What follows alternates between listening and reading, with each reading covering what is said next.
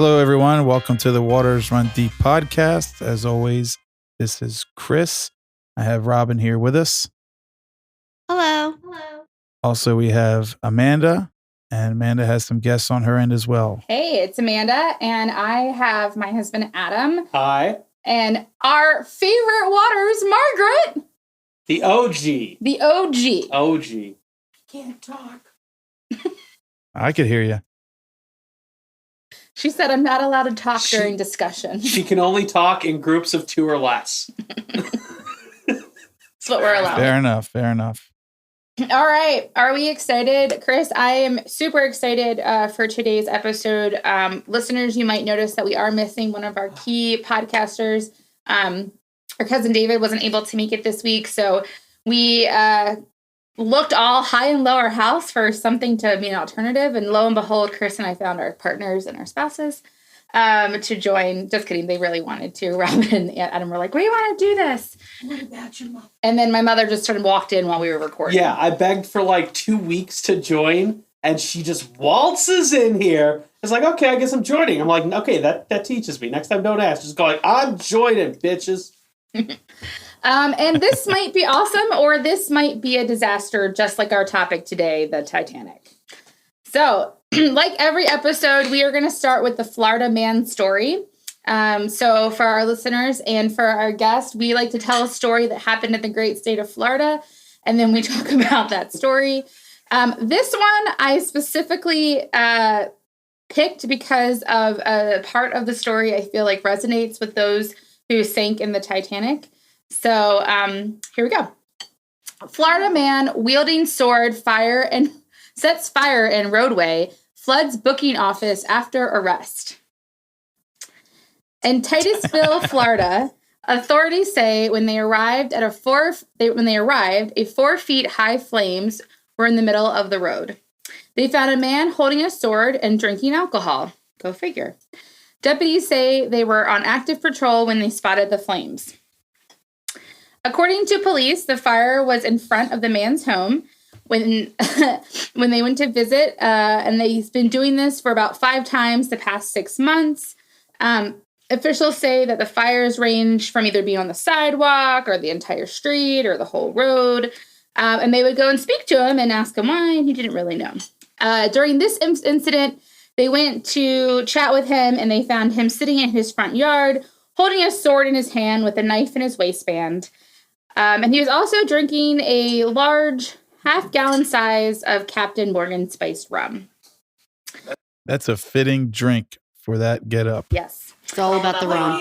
It's a handle. Because it has a handle. That's why he's able to walk around with it. That one actually has a handle on it. Because it's a handle of rum. Yes, but not every handle has a handle. That one specifically has a handle, so a drunken man with a sword can walk around with it easier. It's the perfect drink for him. Well, good news, friends. The suspect did drop the knife and sword when he was asked, but he could not provide an answer to why he started the fire, what the purpose was. When arrested and taken into police custody, he then intentionally broke a fire sprinkler head, causing the cell and booking room to flood. What year was the man was eventually transferred to the Broward County Jail, and he faces charges of reckless burning of lands and criminal mischief, which I didn't even know was a felony. Because I feel like it must be in Florida. Yeah, right. They're like, we don't know what else to call this. We're just going to call it criminal mischief. And my mom keeps asking what year this was. This was 2021, friends. It happened last July. I'll have to ask my parents because they live in Brevard County. Oh, yeah. See if they know about the guy who likes to burn the floods or burn the streets and have the floods. So he had a sword and he also had a knife in his waistband? Yeah. And there wasn't a picture, but I was imagining like a samurai sword and then like a little knife to like cut your cheese or your apple to intimidate people. I think he had a cavalry knife, like a Civil War soldier. And he had like a boot knife in his waistband. Do you think that maybe he's like a part of a reenactment for the Civil War, and part of the road burning was actually part of the reenactment? That could be. And maybe he just had a little too much Captain Morgan and was fell into a bad situation. I do appreciate that he was drinking Captain Morgan, though. I mean, it wasn't like he was drinking the Admiral, which is Captain Morgan's like lesser kind of brother of alcohol. So at least he has some class. Yeah, yeah. Have you seen his picture? Oh, I did see his picture, and it was a beautiful sight for flooded eyes. He absolutely looked like a man that if you said, which of these men do you think put a fire in a road and flooded? I would have said, that one, and got it right. He almost looks like a Holy- cleaned up version from The Night at the Museum. Yes, that's a great description. He looks so confused in the one picture, like he doesn't know why he's there. Like or just realized that he's there, one or the other, because that one picture is just fantastic for a mugshot. Like if I had a mugshot, that's what I picture it would look like, is this complete confused look like, oh my God, how did I get here? Yeah, it was like he did not remember setting fire and or flooding the police station. Well, I'm assuming that the flooding happened after the booking picture. So maybe he's pondering, how could I screw this up? Or he's just was on something else besides Captain Morgan. Oh, I guarantee he is. I guarantee there's a little crystal meth. Oh. going on there. And just for the record, I love Florida. I have no hard feelings about Florida whatsoever. And we do these segments as mere comedy because we all love Florida. And one of our hosts is from Florida. Okay, this guy looks like the child that was left behind. He's like what George Bush was going for in 2000. The child, no child left behind. This guy was left behind. He has that look in his eyes. I am stupid. I am Neanderthal. Me man. There's nothing, no intelligence behind those eyes. Aw. Definitely has a Neanderthal look going on there. Tucked in jaw from that side profile.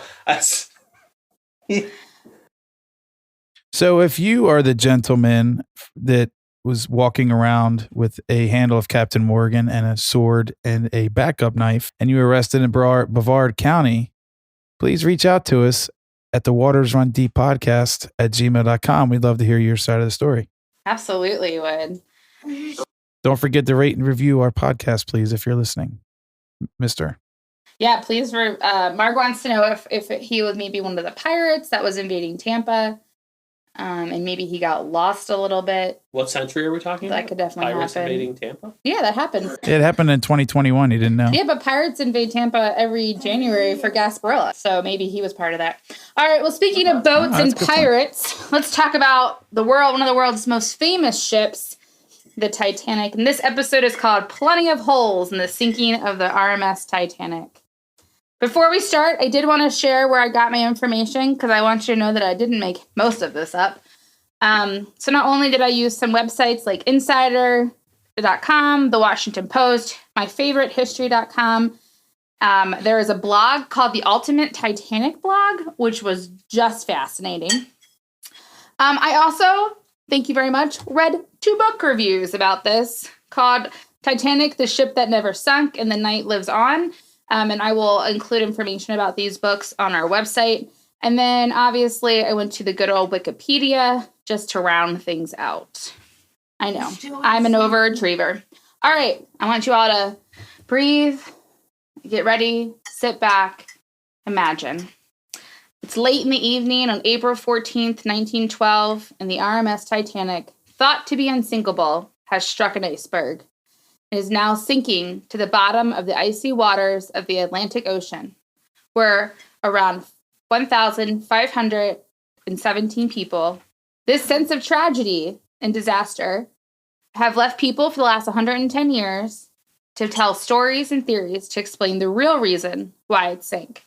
And today, we are going to discuss the most exciting theories and myths. Are you ready? Oh, yes. Bring it on. Oh, yeah. Let's go. Adam's like, I don't know. I'm reading Reddit right now, trying to see what's going to happen in I'm football. coming up with some stuff to contribute to this because. All right. So the first one, I wanted to start off with the first 2 random theories and myths that I found during my research because I really thought that they were kind of funny or just kind of weird. So the first one I like to call Mummy Deeren. So this myth is about a mummy that was believed to have cursed the doom of the Titanic. So a passenger named William Stead, a British editor who subscribed to the spiritualism of the early 20th century. And for our listeners, you can't see the quotation marks I put around that because I don't know what spiritualism of the 20th century means.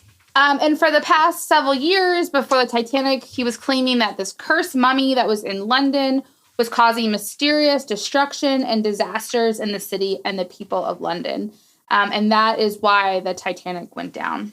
So according to legend and Stead himself, an ancient mummified princess left a trail of death and devastation across England in the early 1900s after being excavated and removed from Egypt.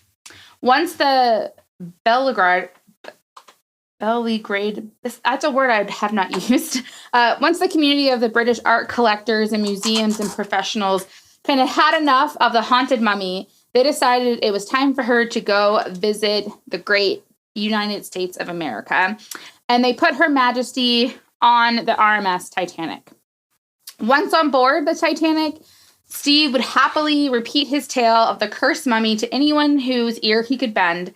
And even though Stead and his mummy apparently went down with the ship, his story lives on and even made headline the following month in the Washington Post, which stated, "Ghost of the Titanic, vengeance of hoodoo mummy, followed man who writes its history." So that sounds like a movie plot. I'd watch that movie. Who was in the Mummy? I'm trying to remember who was even in the movie. Brendan Fraser. Brendan Fraser. And The Rock was in like the new one with Tom Cruise. Yeah. The Rock was in the Scorpion King. Is that different than The Mummy? That was the third sequel to The Mummy. Oh, was it better? It was awful. Hmm. If you go back and watch it, even back then, the animation of the Scorpion King was god awful, but it was The Rock. So Did The Rock have a shirt on? Of course not. Oh, then I'd watch Set it. in ancient times. He basically doesn't have a shirt. I didn't realize the Scorpion King and the Mummy are related. Yeah. That's so it goes Mummy Return. Wasn't there like Mummy Returns after, and then it was I believe Scorpion King as like a prequel to all that stuff. Oh, same universe. That makes sense. Same universe. So what was the one Tom Cruise was in? Oh, that was a remake of it where Scientology takes over. Good stuff. I have to tell our listeners that Adam had me mute so he could tell me how to say the word, and it's beleaguered. Yeah. I looked at the word. I'm like, he's smarter than I am, folks. And that's the only time I will ever publicly admit that. I know few words. So Mr. Webster's, aka Adam, what does that word mean? Because the dummy over here does not know, meaning me. Okay, so I don't know the exact definition because I don't know every definition, but like used in context, I'm beleaguered today. Like I'm beat down, like mentally, I'm defeated. Plagued with like just fuck it alls. It's beleaguered.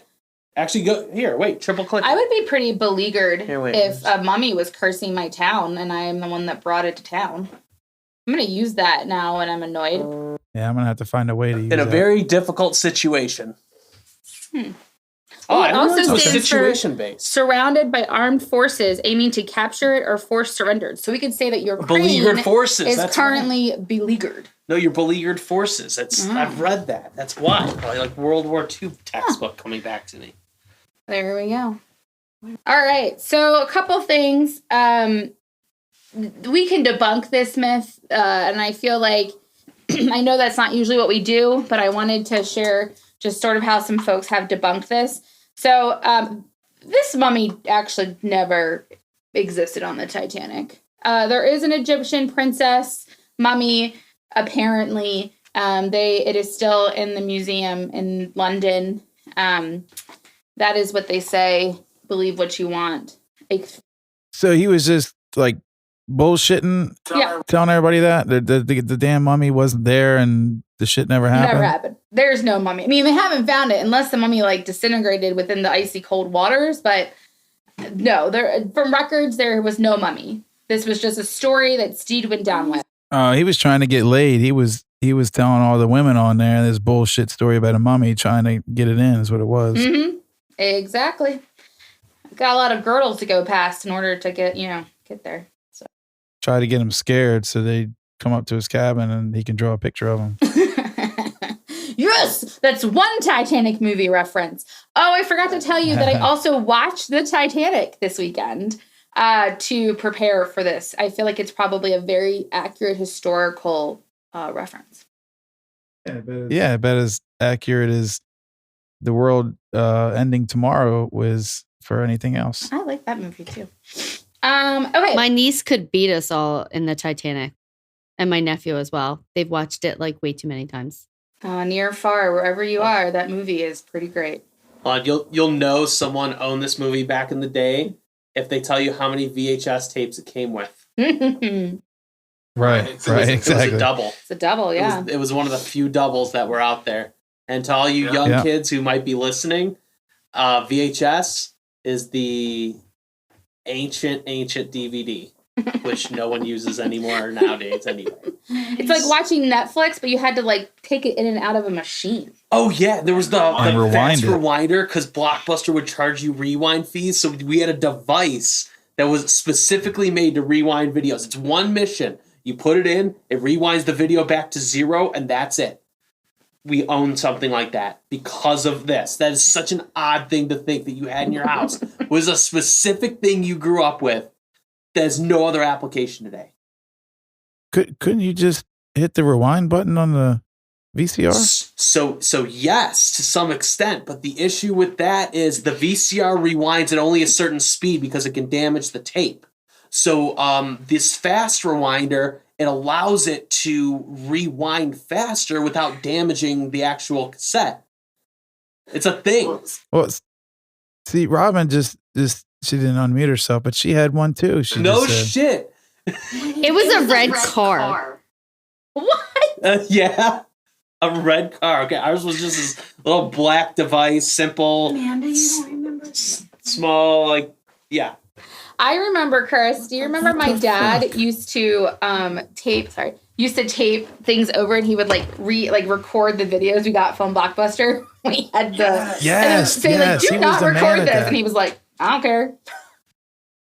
Yeah, he had like a special machine thing that would do it.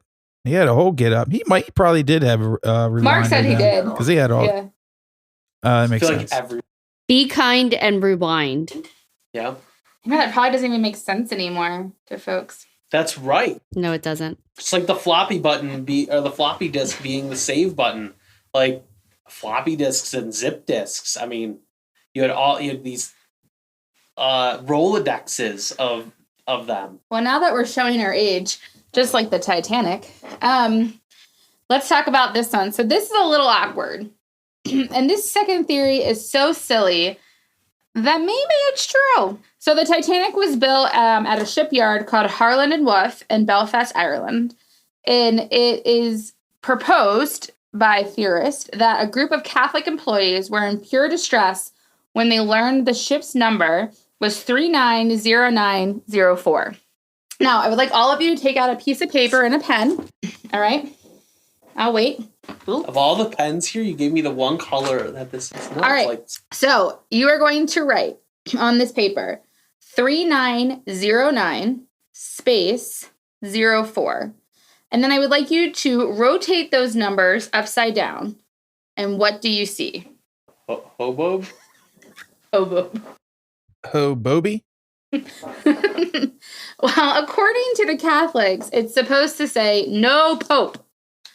And as the theory goes, the Catholic workers were so upset about this number that they saw it as blasphemy and were worried that harm would come to the ship, as it was such evil to name this number, this vessel. So what did the Catholics what they think it said? No Pope. So they don't know what peas look like? Right? They don't know what peas look like. Also, did they know that 80085 looks like boobs? Like, I would have had that when they have said anything. No, they're Catholic. I'm sure they love boobs. So again, this is pretty, like we said, does not make sense. It isn't true. There's no way it could be. The real number of the Titanic actually is 401. So it has nothing of the Pope mentioned. But also, there weren't any Catholics that were working on hand to worry or warn their Protestant brothers. As in the late 1800s, early 1900s, the Harlan Wolff Company actually had the reputation of discriminating against Catholics and only hiring Protestants. Wow. Here's my question. We know how you can tell if a man is Jewish, but how do you tell if someone's Catholic or Protestant? Well, They wore it on their sleeve. How do you tell someone's Jewish without looking at their dick? That's what my joke I was making. That's how you know a man's Jewish. You look at his dick. I thought you were talking about his nose, and then I was trying to make a joke on that. You do realize the majority of the people in the world are. Back to the penis. I don't see... circumcised. Wow. Because circumcision wasn't really a big thing for everyone until like the 60s, 70s. I was going to say, because that would make me Jewish if that was the case. No, like it wasn't common until like modern time where it became more of a hygiene thing than a religious, where the Jews, it's a religious ceremony. Jewish people have been tuned into penis hygiene. I think that I was thinking maybe they could tell the Catholics from the Protestants because the Catholics showed up drunk every day for work. And they were like, oh, good old Father Brian. Met them at the pub. Well, it could be the Irish too. Like if they were Irish, I mean, I'm sure they figured they were, Catholic. I don't know. Aunt Margaret says it's probably because they were probably wearing a crucifix, which is actually probably true. Oh, yeah, that's an excellent point. Excellent point. All right. So let's move on to this next one, which is quite interesting. And I like to call this one, oh, das was the Germans are. So this myth is a theory, if true, would be interesting and probably believed by those who did not enjoy their history class in high school where they learned about World War I. So there are some folks out there, here's what I found. I didn't ask you, Siri, that believe a German U-boat was truly behind the ship sinking. And even though the sinking of the Titanic happened before the First World War by 2 years, it was believed that the Titanic was actually the first ship attacked before the Lusitania, thank you, which was torpedoed in 1915. So while this story lacks an abundant amount of evidence, it is certainly not outside the realm of possibilities like the Pope one. A number of Titanic survivors did report having noticed an unidentified vessel approximately 5 to 6 miles away that was where the sinking ship was happening, and apparently it lingered around till about 2 a.m. The speculation was that this was a submarine that had surfaced to assess the damages and then skulked off after deliberating what happened, or maybe it accidentally hit the Titanic. There were also survivor testimonies about a number of explosions that seemed to have gone off on the ship, but that also could have been because they hit an iceberg. Yeah, but I mean, they hit the iceberg in the front. I don't think the ships put all the explosive stuff in the front of the boat. Did you work at the Harland Wolff Belfast shipyard? Yeah, for White Stripe or White.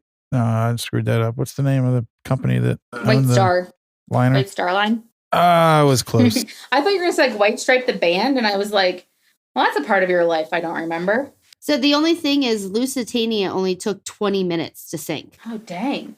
So yeah, so there was a big, huge, my mom loves like shipwrecks as well. And that was the one thing that I do remember in my history class, that the Lusitania only took 20 minutes to sink, which is where they speculate that she was holding other goods that she should not have been holding, which is also why there was speculation that she sank. Huh. That's good to know. Well, maybe a Titanic was their tester ship. Yeah, and they perfected it for the Lusitania. I mean, I think it's possible. I mean, I don't completely buy the iceberg story because I get icebergs are they're hard, ice is hard. I mean, you could do some damage with ice, but it's just find it hard to believe that ship was supposed to be indestructible and they didn't figure in to make it indestructible against ice, which is pretty common in the waters they were sailing in. Yeah, I would agree with that. And I think as we get into the more possible, we have two that are, I think, very plausible and possible. I think we could see. I agree with you on that one, Chris. All right. So before Yeah. we get into those, we're going to take a minute or two to talk about some movie Titanic theories. So hopefully you all have watched the Titanic movie in your life, right? Absolutely. All right. What's that? So both of these theories involve Leonardo DiCaprio, who is my favorite actor, and he plays characters in these theories. So there is a theory of floating around that the character Jack from the movie Titanic actually survived and then went on to become Jay Gatsby, and then spent the first part of his life trying to find Rose. And while he did that, he fell in love with Daisy. And it is just a bouquet of twists and turns, if you will. I think somebody's just piecing those movies together on that one. I'm the biggest conspiracy theorist out of the show, and I don't even buy that one. Glad you agree. I mean, besides the fact that like The Great Gatsby was written in like the 1920s, 1930s, or whatever, and the Titanic was written in 1999, I think that would have been a long. So where did he get if he's became Mr. Gatsby, where did he get his money by selling the rights to the Titanic story? Yeah, the whole bootleg thing is a lie. It's absolutely from telling rights to the Titanic story. Maybe he's the one he who was told them to bootlegging, attack it with that shit. Oh, maybe. He was bootlegging Titanic VHSs. Him and Uncle Jerry. Well, and I also think that why would he, if he was so in love with Rose, wouldn't he want to like get back with her? I mean, Daisy was kind of aloof. Yeah, I wouldn't want to get back with her. She like drowned him, basically. Didn't help him out. She let go. She did. Well, this second theory is highly debated. I think we have lots of thoughts. Mythbusters actually did an entire episode about this theory and this myth. So I love Mythbusters. Oh, me too. So the theory is that Jack and Rose could both have fit on the door frame that Rose was laying on without it tipping over. And I'd like to put this up to debate for you all to what you think. And I can show you a diagram that was created that shows different ways they could have all laid. And we can show that also on Instagram. And we'd love our listeners to also comment and let us know if they thought Jack could fit on the door or the door frame. Yes, definitely need to show that Instagram page some love, as well as our rate and reviews on your podcast host of choice. Yeah. So what do you all think? We're going to go around the horn and you let me know. We'll start. Robin, do you think Jack could have fit on the door frame? Maybe. Yeah, but if anyone's ever played in the pool with like a float with two people getting on, after a while it kind of submerges. It's not, That theory. Grandmaster H2O. I agree that I kind of agree with Robin. I mean, I get that they both could have fit on it, but the weight I think would have caused it to submerge a little bit. And once it gets totally submerged, it becomes kind of unsteady at the same time. However, worrying about that, it was more than sitting in the cold water even further, just hanging on to the edge. And even if you don't get your body all the way on it, like Rose was, because she looked fairly small according to the movie at least, that even if you get like halfway on it to keep it, I think he could have gotten out of the water more than he did. I do think that. Adam, honey? Yeah, I agree very much with what Chris was just saying.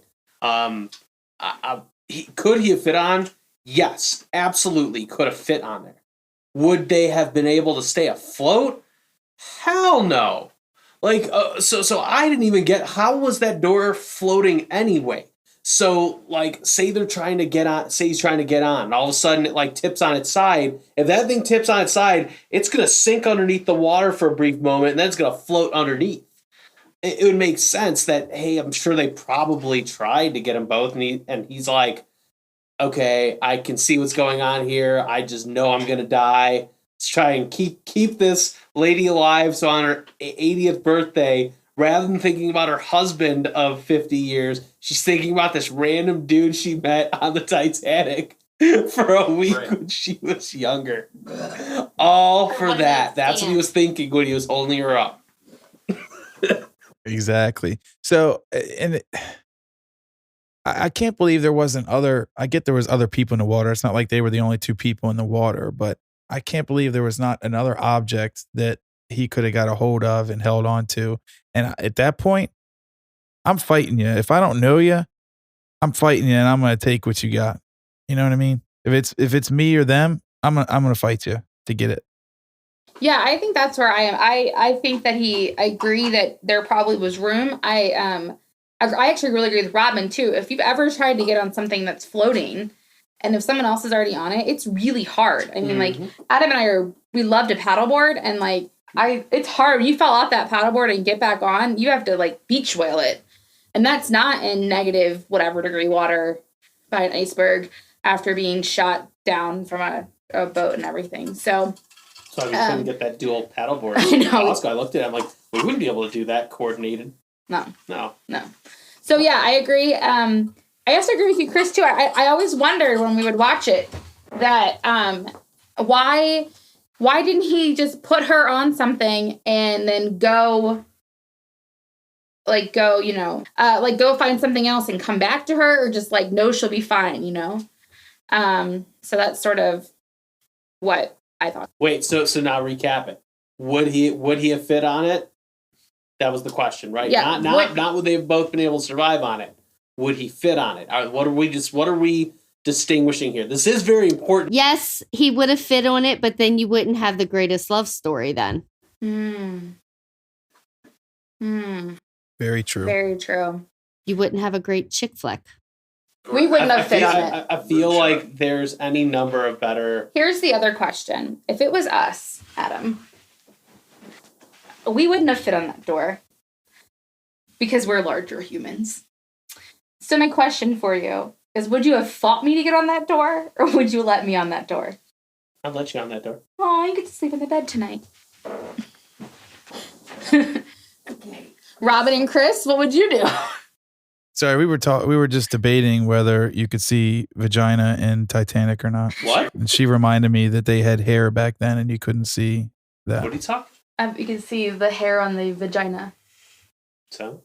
No, they were just talking about that. On the what? Oh, yeah, on the sculpture, on the painting or the picture, right? Oh, yeah, that's right.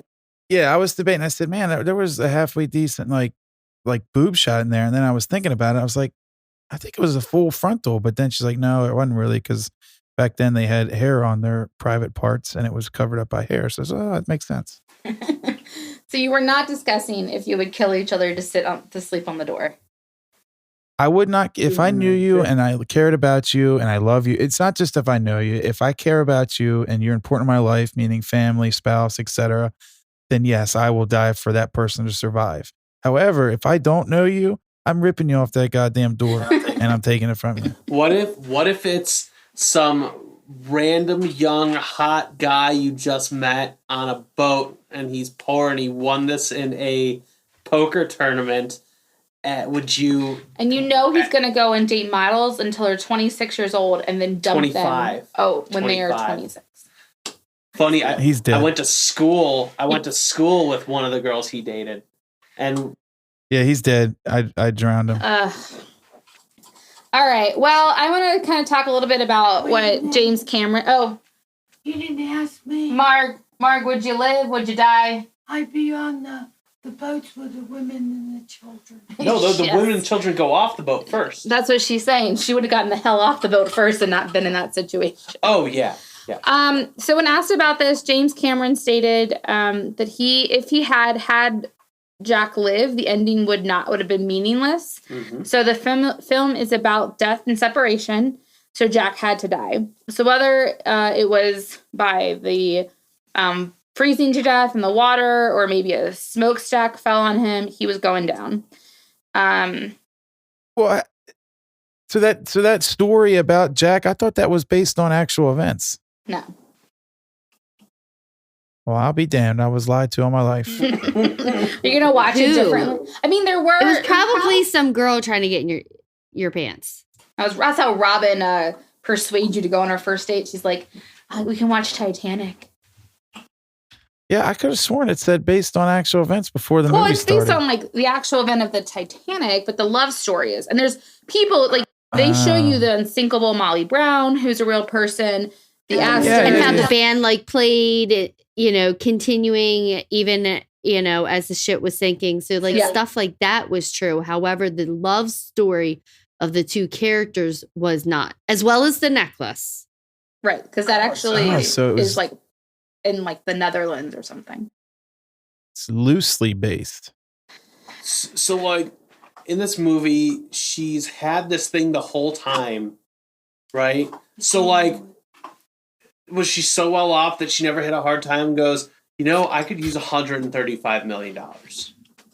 Yeah, that thing would have been hawked a long time ago if I was She her. held it for 80 years just to throw it back? Like, yeah, because it wasn't about the money or the necklace. It was about the meaning that went with it. Right, but like, I would have taken a picture of, and that meaning would have been transferred to the photo. Wasn't she like due to marry the rich guy Mhm. because like her mother was forcing because they were running out of money, and she was showing that she didn't care about the money. Yeah. And I think the reason she didn't sell it at first was because she was afraid he would find her. I mean, she was very scared of him. She knew he lived. Yeah.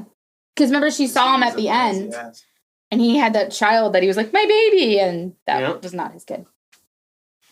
Yeah. isn't it the Hope Diamond? Isn't that what it's based off of? Mhm. The Hope Diamond. Can you pull that up? Yeah. It's based on the part of the Hope Diamond. So like if you read about the Hope Diamond was broken in pieces, but the Hope Diamond is cursed. Yeah. How did he get it then? Does it say in the movie how he got it? I think it does say how he got it. Yeah, I think it does say it. All right. Well, Cameron went on to say that he was in the water with a piece of wood and people like putting people on it for about 2 days to kind of get what would actually work with the buoyancy. And he can say that it would support one person with free board buoyancy. So that like what Robin said is like more people fit on it, it would eventually drop. And that meaning that she wasn't immersed in the 28-degree water, that she could survive the 3 hours it took for her to be rescued by the ship. Jack didn't know if she was going to get picked up by a lifeboat like an hour later or 4 hours later. He wasn't sure. He just knew he was going to die. So let me ask you this. Didn't at one point somebody else tried to get on the board with her or something, and Jack had to fight him off? Yeah, he shot him. Oh, he shot. That's right. With what? It was a gun from somebody else. I think it was like a dead captain or police guy that was like in the water, and he grabbed the gun and shot him. Wow. I don't remember the gun. I do remember him fighting him off, but wow, you just watched it, so you would know. But that's crazy. And and then Rose does eventually have to jump off to get the attention of the people. I mean, Jack. That's when she has to let go, to let him sink into the bottom of the ocean. So. And have that meaningful ending where he slides into the abyss. I'll never let go, Jack, until I have to. Yes. So Cameron goes on to say, we very, very finely tuned it to be exactly what you see in the movie because I believed at that time, and I still do, that is what had to happen for at least one person to survive. So. No, it makes sense. I mean, I think it was good. It was very smart of them to have that in there. It's what made the movie, I think, what everybody remembers. Agreed. Yeah. All right. So now we're going to talk about, like I said, 2 seriously plausible theories. And they're a little bit longer. But I can see them both happening. And so if you are a fan of the History Channel, like we are in our house, and I know you all are in your house, one of their favorite shows that we love to watch is Stars. Not Palm Stars. Ancient Aliens. I was going to say Ancient Aliens. It's definitely not history you're talking about, right? We love to watch the men who built America, or any of the built America shows. So the Food Who Built America, the Men Who Built America, the companies. Yeah, and so good. A lot of the names I'm going to talk about, if you watch those shows, you will know who they are. So this first one I like to call J.P. Morgan, villain or super villain. So this one's kind of fun, and it involves some pretty famous people. The rumor is And it's really kind of everything you could kind of want in a conspiracy theory, especially a man of powerful and wealthy enough to play God, and then some other men just as powerful and wealthy. When the Titanic sank on April 15th, 1912, several well-known millionaires were counted among the dead. Noted men on the lost Titanic, announced in the New York Times headline, included these men. Colonel Jacob Astor, known as New York's builder of hotels and skyscrapers. Isidore Strauss, a banker and the owner of the Macy's department store. And Benjamin Guggenheim, famous for building mining machinery, which, if you know about this time, mining was like basically like the new electric car. Yeah, it's booming. It was booming, pun intended, Chris. But one of the world's richest men avoided a similar fate. And do you know who this was? Rockefeller. Well, Rockefeller wasn't on it, so you're not wrong, Marg.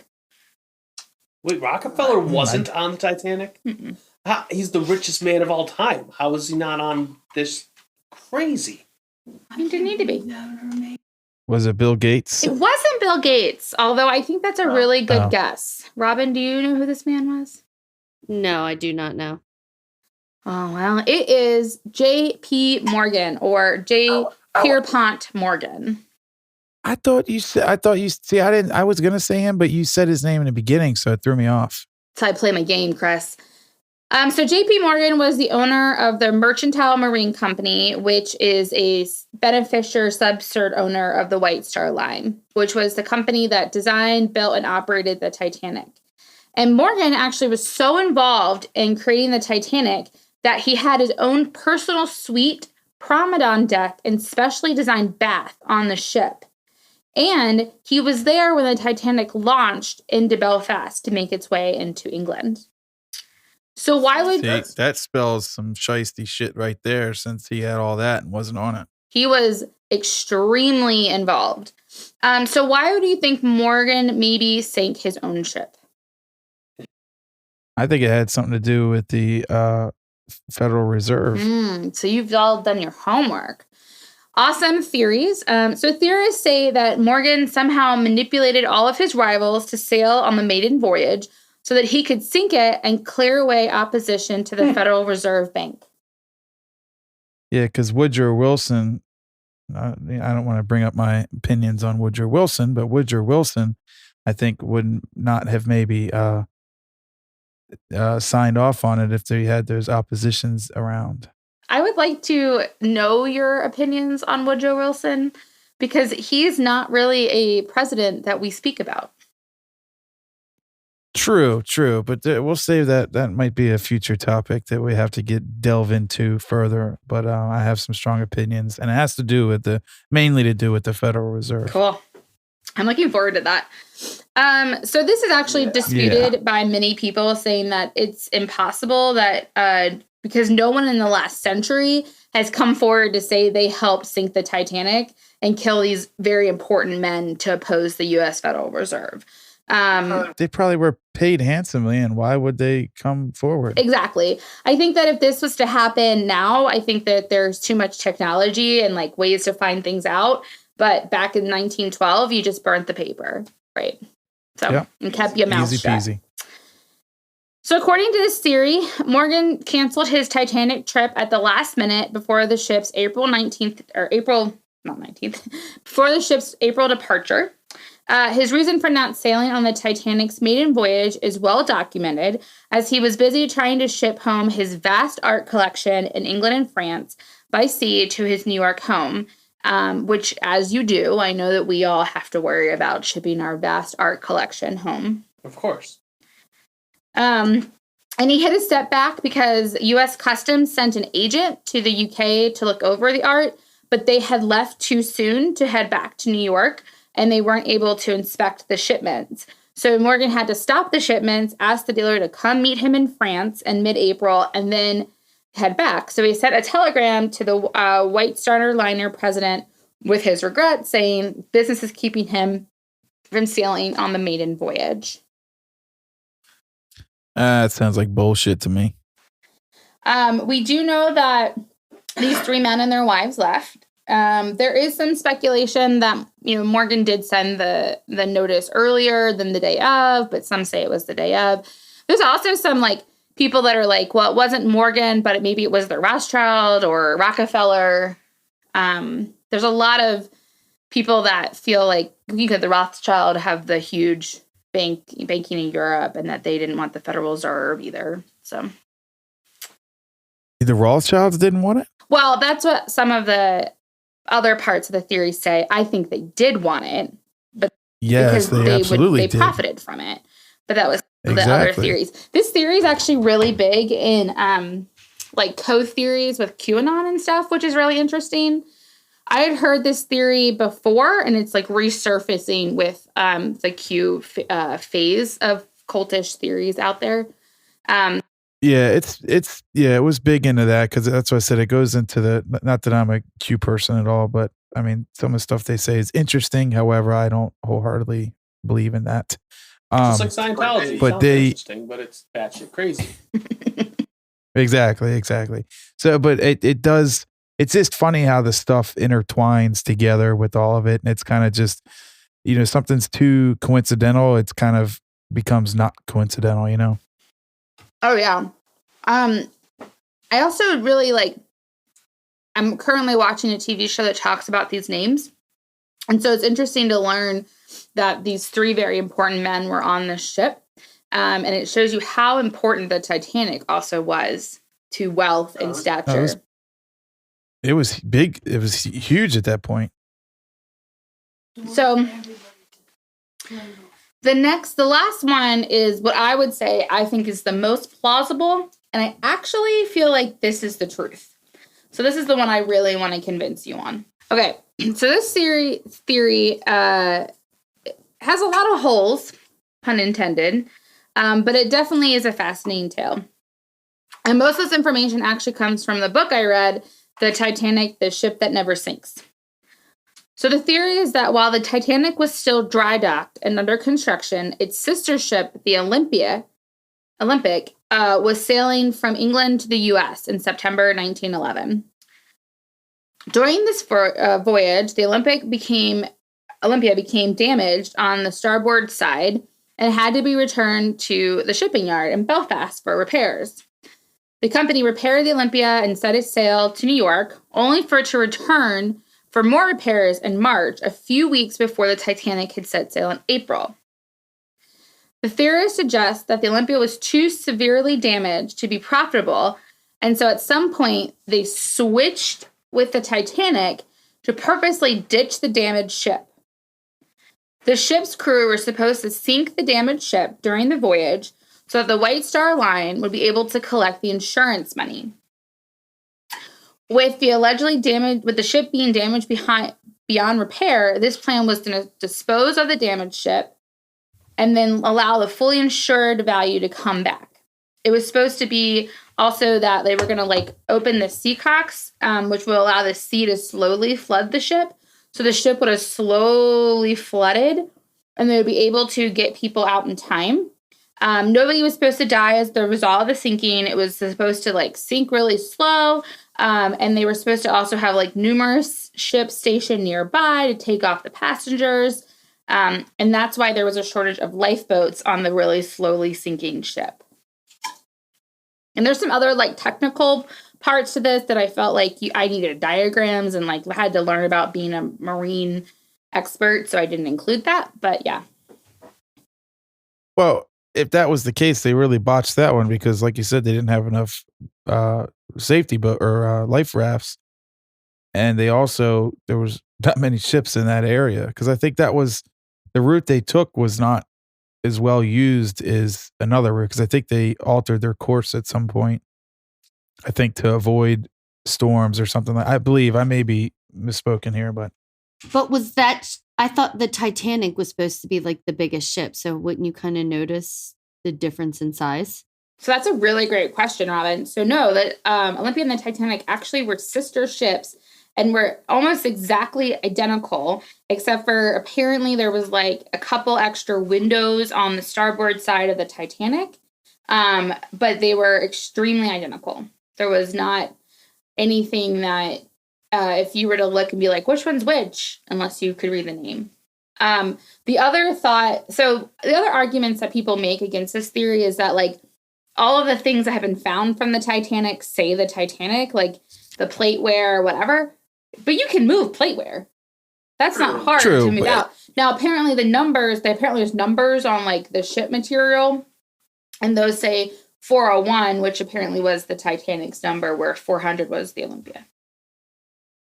Yeah, I know everything's like serialized, but that's what I was going to say is that's a lot because the plateware, I mean, everything on a ship is basically identifiable if it belonged to the ship. They do that. I don't know the reasoning behind they do that, but I know that that's common to do, is that from the plateware to the, the life rings to just everything is labeled with either the name of the ship or a serial number. Yeah.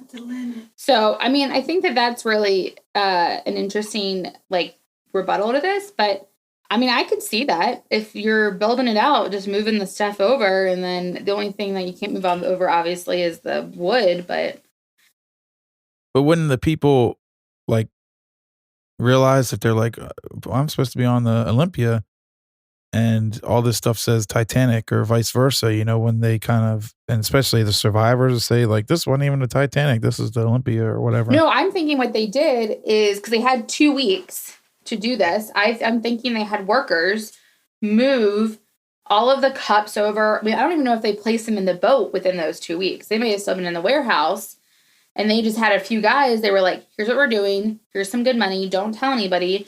Go paint the name on the boat, and we're changing it out. Oh. And then they started bringing everything else in, getting it set up. Interesting. I don't even think they add the linen or any of that stuff until they get to where they're actually leaving their maiden voyage. So, it's launch. I think it's just launching the ship into the ocean. It's not adding all of the fun stuff. No, I mean, majority of it, no, not the little stuff. So I mean, this makes sense. I mean, it's terrible. What doesn't, and I think that also fits with your claim of the iceberg too, Chris, is like, how was it this iceberg if, what if it was like this? There's also some theories about, like, a fire, that apparently there's a fire that was burning, like, before they even left, because they, use coal to steam these, and that also impacted the ship and this whole plan. You also have the brittle steel. Mm-hmm. So the shipyard where both of those ships were built, there's always speculation that the mixture of everything didn't blend so well, or even possible the rivets from it. Because, I mean, you think about it. I mean, I even remember, shows my age, in high school, learning about the Titanic, the teacher was talking about, like, a huge hole. And if you look at, like, Ghostbusters, you always think of, like, the boat coming in with this, like, huge gash in the wall, like, in the side. And I remember, like, raising my hand, like, no, that's not what happened. And she's like, what do you mean? And then she came back, like, the next day, and she's like, oh my gosh, I, like, looked all this up. And I remember them saying how it was like they were realizing that it wasn't like a huge gash, that it was in multiple areas of the ship that received damage, and where it hit, it was kind of like the perfect storm. You have the metal, there's probably other speculations, and where it hit was right where the rivets were. So going straight down the ship. But I mean, when you look up, there's even like, which I've heard, and, it's on one of the sites where it says like steel brittle, whereas like the ship wasn't made with the same type of metal as it was promised, basically. Huh. I did not know that.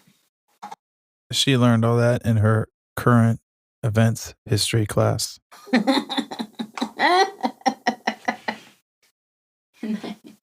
That's awesome. Just wanted to truly show her age, is that it was a current events history class. Please, I learned it on Facebook. What are you talking about? That's my father's favorite news channel. Facebook. My mother's also. Yeah. Adam's parents too. They love Facebook. I had to say that because every time he talks about something, I was like, from Facebook. Meta now. Oh yeah.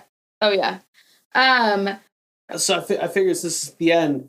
Let's do just like fun facts about it. Just talk about the Titanic in terms of what it was outside of the conspiracy theories. What it was. So this thing is regarded. It's called. We use Titanic as an adjective to describe gigantic things, right? Because this thing was the biggest of the big thing ever made.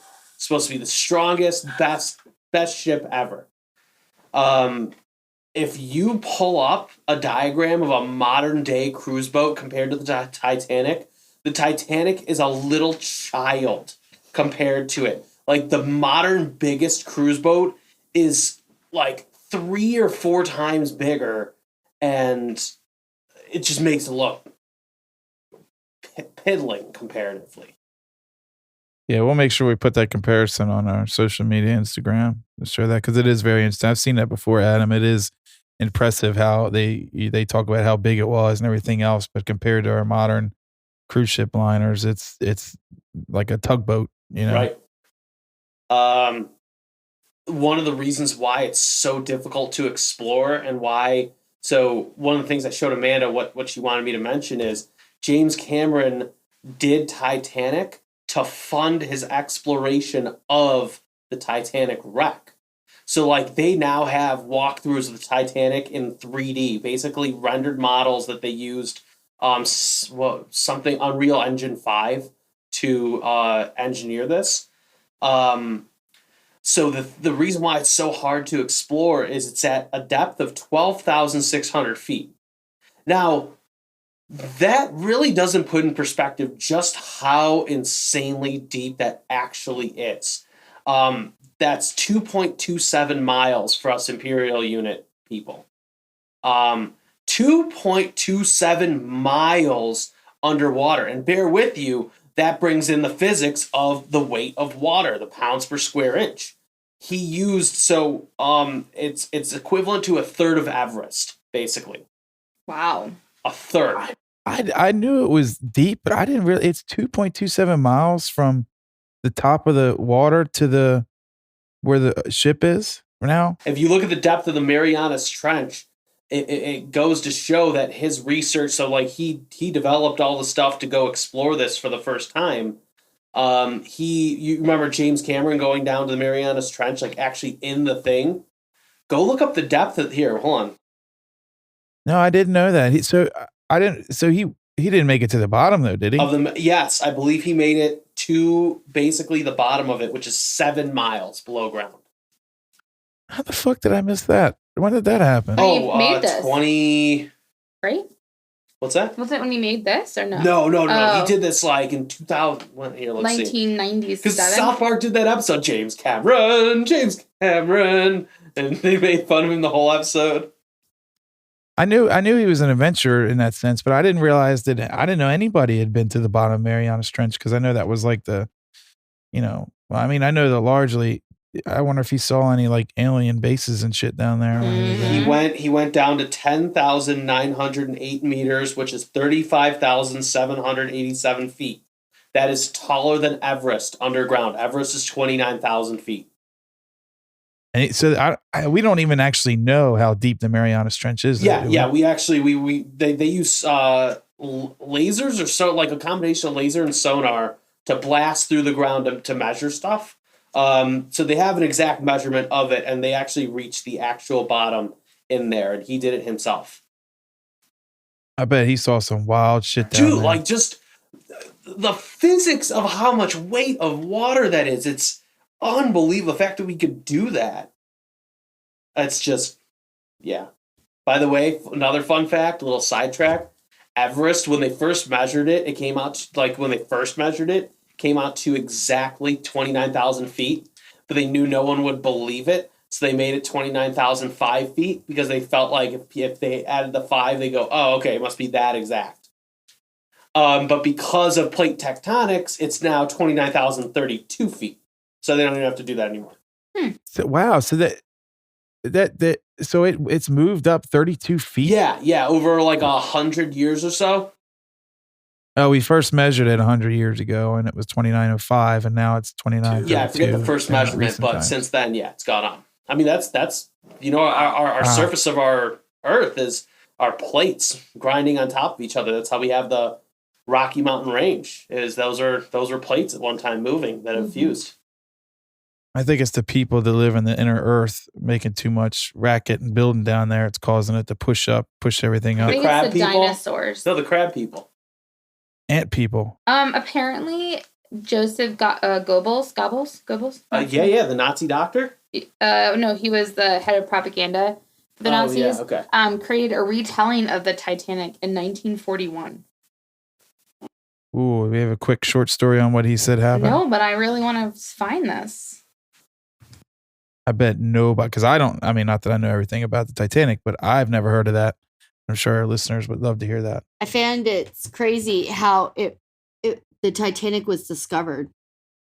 It was discovered by the United States Navy investigating submarines that were sunk, and they were looking for them.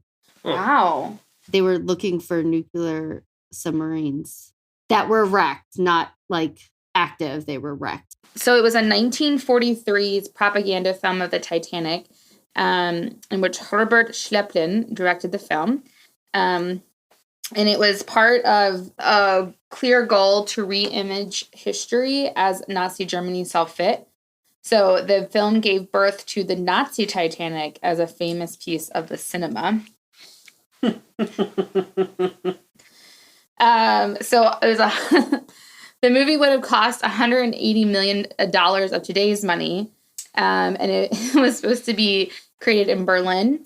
While at the time, most Germans went hungry or lived under constant bombing, the production had 9 luxurious sets for the movie. A 20-foot model of the Titanic slipped into a nearby lake for filming. The directors had soldiers taken out of the war to play extras. And Goebbels, the man who commissioned the film, allowed all this to happen while Germany was in a serious state of war. See, that's where it comes in, that's what's weird, is that why were they working so hard to change history? So it says the twisting of the narrative was the goal of the Nazis, retelling the tragic Titanic way to display the British being amoral, horrible people who care more about speed and success than human lives. Wow. They do that by changing one of the most important historical figures in the sinking, which they changed William McMaster Murdoch, who was the first officer, to be a kind-hearted German officer, Officer Peterson, who was the only moral crew member aboard. Oh, so it had to be a German that was the moral of reason that was trying to save everybody. So the Englishman, named J. Bruce Ishmay, pressures the captain into going faster, which ends up endangering those aboard. And although it's believed to be true that Ishmay did want the captain to speed up, it's not sure if that happened. But the Nazis do a retelling of this where they say that they want to win this ribbon, which makes them the fastest ship, and that's why he wanted them to go faster. The film also wants to make sure the audience feels pity for the poor German officer and how he had to suffer with the British. So he's being shown to be discriminated against for being the only German officer. Oh my gosh. And see, that's to me, that still feels like there's more to that. And they didn't finish the film, I'm assuming, because of the war ending and them losing. No, they did not finish the war. Okay. Well, I know they didn't finish the war, but they did, but they lost. Okay, I'm laughing because supposedly. It looks like they kind of tried to build, so it says the production fell apart and that they tried to build their own ship, and it didn't last. It went the way of the Titanic, honestly. It sunk. And yeah. It just, they say that the history is written by the victor, so whoever wins ends up the history is the one who writes it. And it's just funny that had Germany won, that we could be telling a different story of how the Titanic sank. In German. Yeah, in German at that. or Japanese if you watch The Man in the High Castle, depending on what side of the coast you live So, on. Chris, you asked if it had been completed. So it had not been fully completed, but it has not been forgotten. It was restored in 2005 and has been shown on Turner Classic Movies. So you might be able to find it. So TMC's playing this German Nazi propaganda movie. And in 1958 British film, A Night to Remember, which is about the Titanic, uses the sinking scenes from this 1943 film to be the realistic quality and show that. Oh, wow. So that was just an interesting rebuttal about the tragedy of the Nazi Titanic. Yeah, and it's I just keep going back to the whole, we can only, that's what's funny about all history. So anytime that you don't always hear both sides of the story, because only the victor is going to tell how it really happened, because they're not going to let the loser, fully tell their piece and everything. It's just kind of interesting how, the history is written however, whoever wants it to be written, whoever's in charge, Oh, yeah, absolutely. And as we dig more and look into history, I think that's one of the things we notice with these conspiracies is what's being tried to be hidden, and what do they not want us to know? What did J.P. Morgan not want us to know about the Titanic or about the people on it? I honestly, here's my thought. I think that J.P. Morgan didn't want to take a loss, so he switched out the Titanic for the Olympia. He then also wanted it to crash anyway, so he convinced his 3 frenemies to take it and said he was going to be on it, and then he backed out, and then he killed 2 birds, 1 boat. Yeah, it makes sense to me. I mean, I would buy it. I mean, I have my own opinions about, like I said, the J.P. Morgan, the Federal Reserve, and all that stuff, but yeah, I definitely could buy that. Adam, what do you think? How the Titanic sank? It hit an iceberg. Is it really Occam's razor, yo? Simplest answer is the easy one. It hit an iceberg. Robin, what do you think? I think it's all the steel's fault. Unfortunately, it'll be gone by 2030. Oh, why? Due to the erosion. So every time they go down, they notice that pieces are missing. So soon the I'm the king of the world area will be gone forever. So it's just erosion, like an eating bacteria, as well as the currents and pollution and all the other good stuff. Goddamn whales running into it and busting it all How up. are they supposed to go on their spy missions if they can't run into it? Yeah. Well, you know how they're letting you go to the moon? It's people are going to the Titanic. That's why. Mm-hmm. Well, before we say goodbye, I do have to say that this episode I am dedicating to my friend Greg. My friend Greg loves the Titanic. He is obsessed with the Titanic, and he one time made me have a program in college that was based on the Titanic, where we assigned people who they were, and we let them eat in high class or low class, and let them know if they lived or they died. He loves the Titanic, and I just wanted to dedicate this episode to him. Hopefully he listens, because I think he would just love all about it. So, Rate and review us, Greg. Rate and review us, Greg. All right. Well, that is all I have for the unsinkable Titanic. That was a great episode. Just to give everybody a heads up, we do have stickers now. If anybody's interested in stickers, reach out to me and we'll get some out to you, especially if you leave us a rate and review. It really helps us out, boosts us up to get us out to the people. If you rate and review us, give us 5 stars, I will send you a sticker for the podcast. A couple stickers, actually. Yeah, we're not sticker stingy. Yeah. And also we've created a website for the podcast that Amanda has taken on, and also on the website there's a link to a merch store. So if you want a t-shirt or anything like that, you can go on there. They're reasonably priced and they're nice t-shirts. Absolutely. All right. Well, have a good day, night, or evening. We'll talk with you later. We will see you next time. Thank you.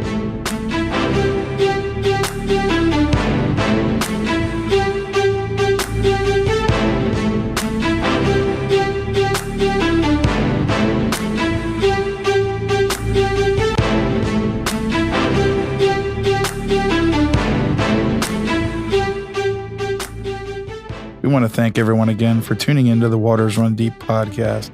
On the next episode, we're going to tiptoe into cryptozoology with everyone's favorite, Bigfoot. Please check out our Instagram at TWRD_podcast and hit the subscribe follow button on your platform of choice and show us some love with a rate and review. If you have any topic suggestions you would like the three of us to discuss, reach out to us and let us know at the Waters Run Deep podcast at gmail.com. Till the next one.